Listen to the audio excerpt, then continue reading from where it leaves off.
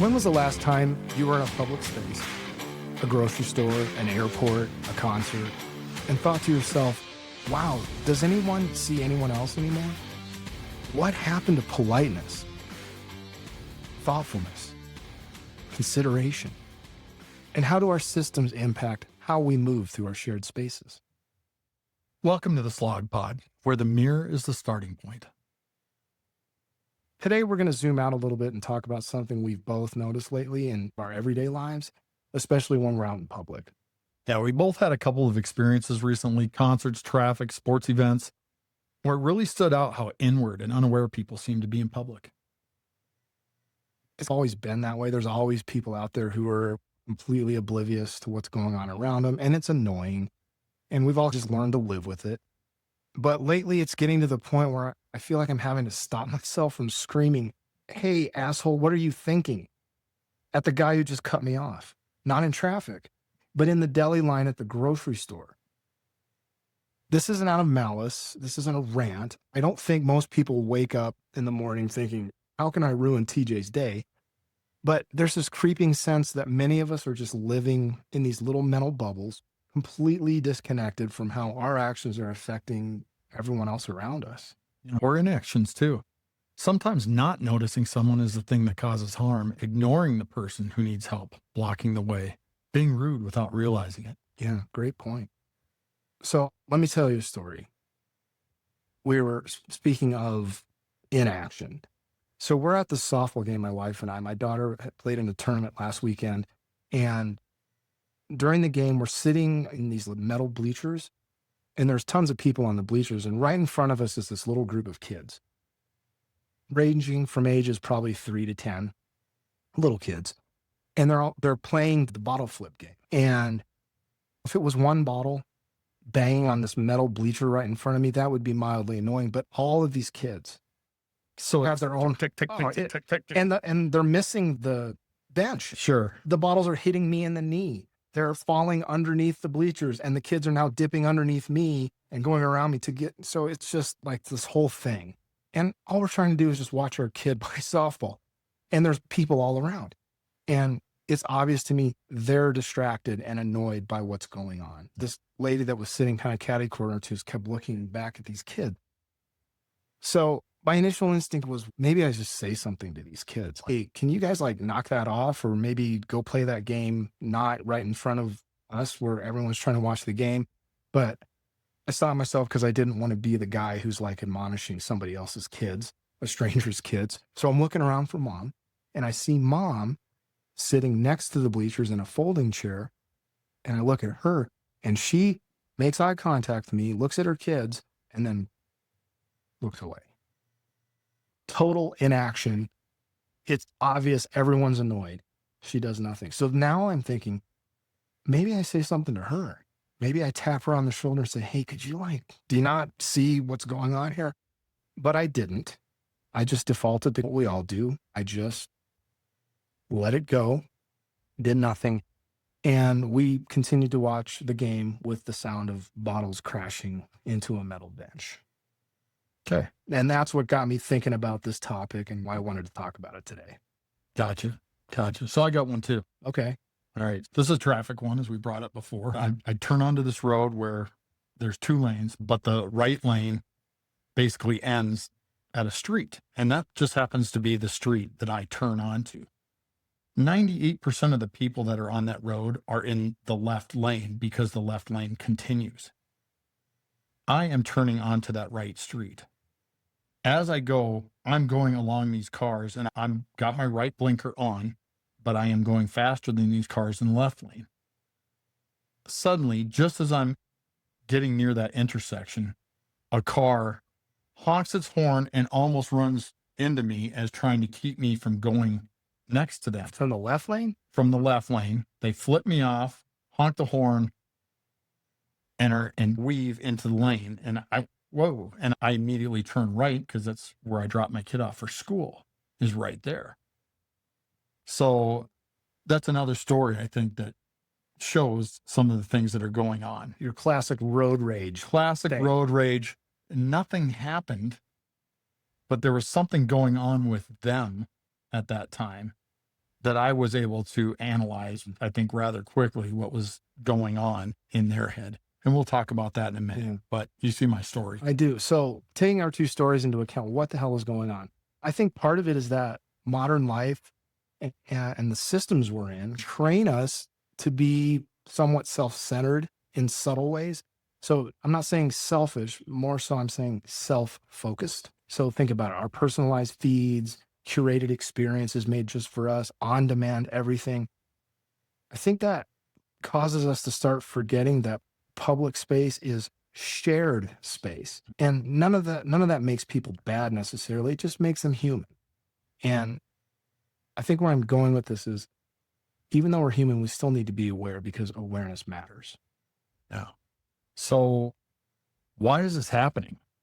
Why are we seeing so much of this kind of unawareness? It's layered. We've discussed the obvious, technology. So much of our life we spend living through our screens or in our screens. You could be standing in a crowd of thousands at a concert, but mentally you're on your phone and you're somewhere else entirely. It's like digital life has trained us to opt out of physical presence, almost without realizing it. Exactly. But it's not just technology. I think the pace of modern life plays a huge role as well. So people are just completely maxed out mentally, emotionally, physically, that they go into what I'd call survival mode. And when we're in survival mode, our field of awareness really narrows. We're just trying to get through the day. Yeah, tunnel vision. The more stressed or burned out you are, the smaller that tunnel gets. So yeah, in that state, you're less likely to notice the person next to you or the fact that you're blocking the door. And culturally, I think we've also shifted toward a more individualistic mindset over the years. It's baked into the systems we're in. What's good for me instead of what's good for us. That bleeds into everything, including how we move through public space. Yeah, that's a good point. And it's reinforced by the way social media works. It's all about my feed, my voice, my experience. Not much room for shared awareness in that model. Yeah. And it's like we said earlier, that none of this makes people bad. These are just very human reactions to the systems we're living in. But if we don't become aware of it at some point, it just continues to erode the quality of our shared spaces and shared experiences and how we treat each other. It's our little behaviors adding up to big cultural tone. Which is why we talk about it. Not to shame anybody, but to invite reflection. Because awareness is where it starts, where change starts. TJ, can I ask some questions about your soft story? Sure. Kind of analyze things? Let's do it. So as you're telling me that story, I'm thinking, I'm putting it in that therapeutic mindset. So my first question is, and usually this is what I do with individuals, but I think we can do that in our systems experiment here too. Where's the bad outcome in that?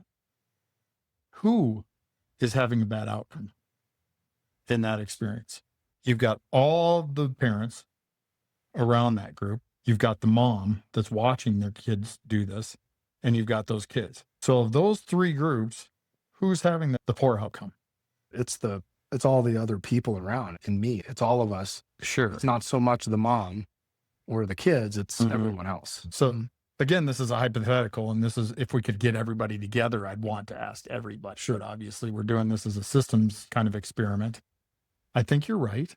I think it's interesting that everybody else is having the poor outcome because of a couple of people. In that, I would ask, okay, what is a driver for that poor outcome? So those are tough to find out. As we've talked about it many times, once you come to a belief, have a decision, or operating a behavior or something like that, having that cognition, we want to reinforce it, right?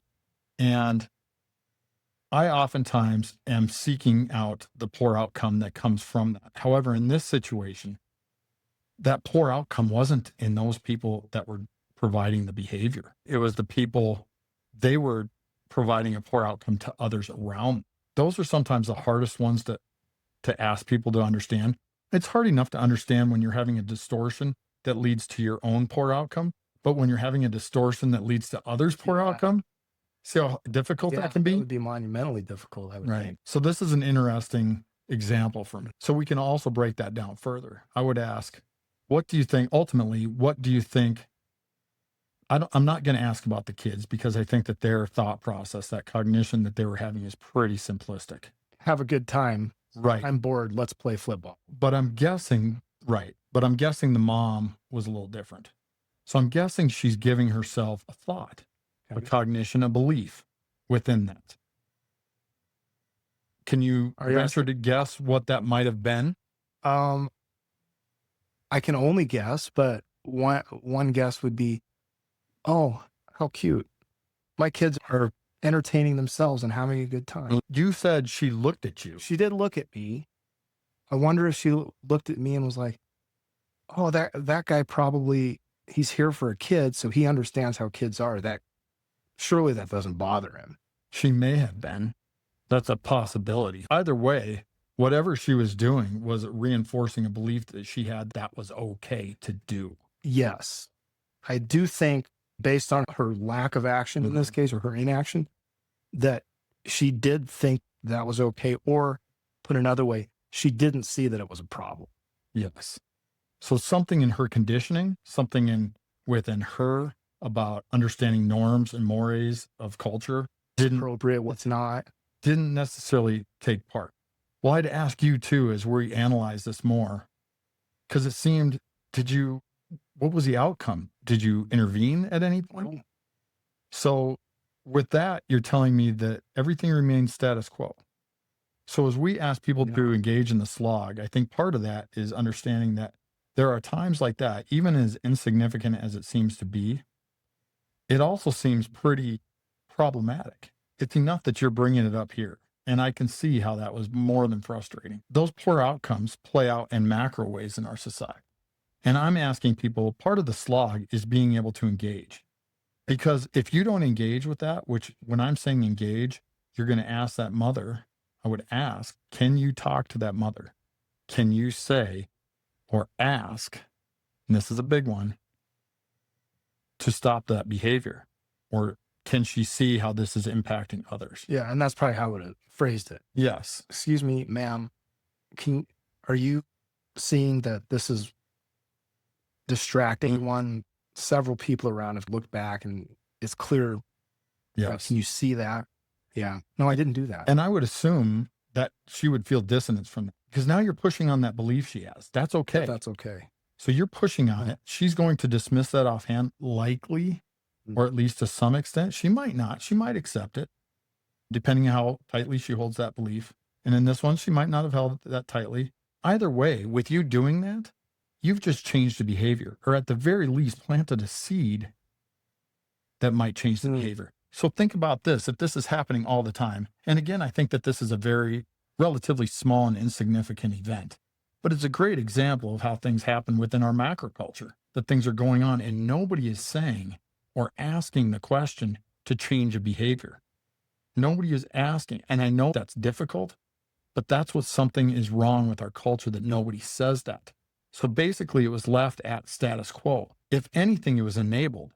Yeah. Since nothing was said, her belief remains the same, even reinforced because nobody said anything. So there's this fire that everyone's aware is happening, except for the people who are making the fire. And no one took the opportunity to start putting that fire out. I missed the opportunity. Swing and a miss. Yeah. Actually, not even a swing. I literally was like, it was more important to me, and maybe this is a conditioning thing I have. It was more important to me to respect basic courtesy, which is you don't yell at somebody else's kid. You said you wouldn't have done that anyway. Now you're trying to reinforce your belief. Yeah. And that's nuts. And that's why nothing changes. Because it's the status quo just keeps going. That fire just keeps on burning. Yes. Okay, let's flip it around. Let's talk about your story. Let's do it. Your road rage, dude.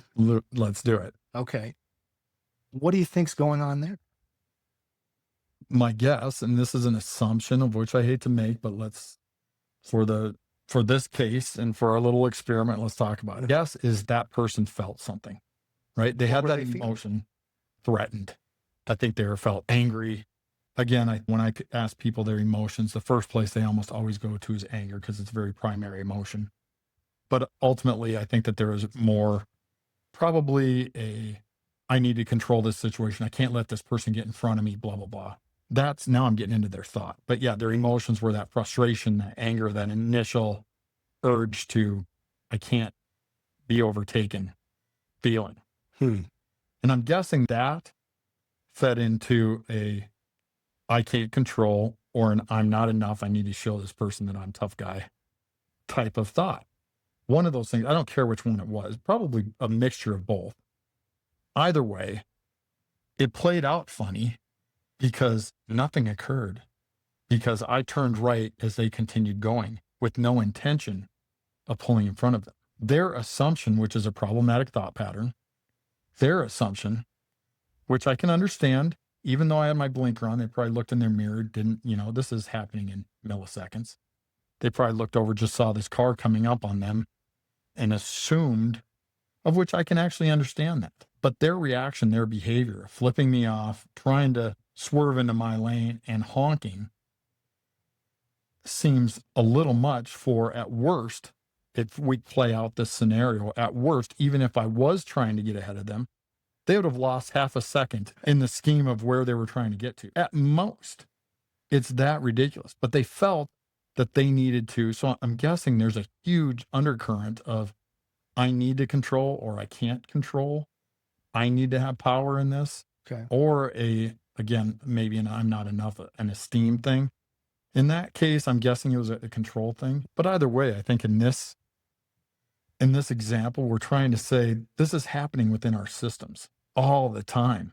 Those are two minor little things that I think people see every day. Sure. But I think you see how I saw it play out. And actually, after I turned right, I thought through but I do this for a living. So I knew what they were doing. It's just, and I didn't get mad, but that's part of me talking through me not having a reaction to their reaction now. Yeah.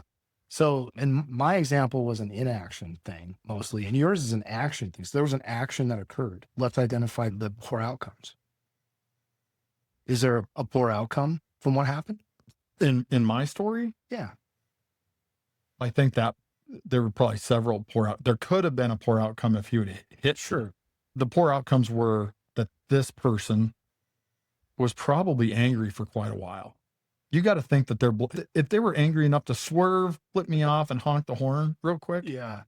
their blood pressure went from 60 to 120 instantly. Yeah, that's probably not good for him. No, it's not. And it probably stayed up there. Think of the cortisol that just happened. Yeah. That kick of cortisol went in instantly and probably stayed there as they went to work. Heck, they might have been thinking about that. And depending on how they played that out in their head, right? Was there awareness or no awareness? If there was awareness to what had happened, which you'd think the person would say, oh, wait a minute, I made an assumption. And that would bring the whole cortisol levels down. They would backpedal a little bit and say, oh, my bad. Mm-hmm. But a lot of people don't because, again, they're standing on the belief. And in this case, the belief is I needed to control. I wasn't in control, whatever that was. Or I need power in that situation. So as you talk about poor outcomes, I think the poor outcomes was more with them than with me. I still was threatened. I got defensive. I got hot. I think I was able to talk myself down rather quickly, but I don't know that's the norm. Think how often it gets cranked up as we're in traffic or whatever. When two parties are doing that, I've seen how many YouTube videos like that. Yeah. That's where I was going with that question is, I think, yeah, for him, there certainly one could make the argument that there were some bad outcomes, but also for everyone else too. Because when I hear a horn or I see a car doing that, or I see an instance of road rage thing that might happen, even if I'm not involved, I get the cortisol spike. Yeah. I get a feeling about it. Sure. And who knows, maybe he's on his podcast with his buddy talking about Yeah, maybe. I don't know about that, but yes.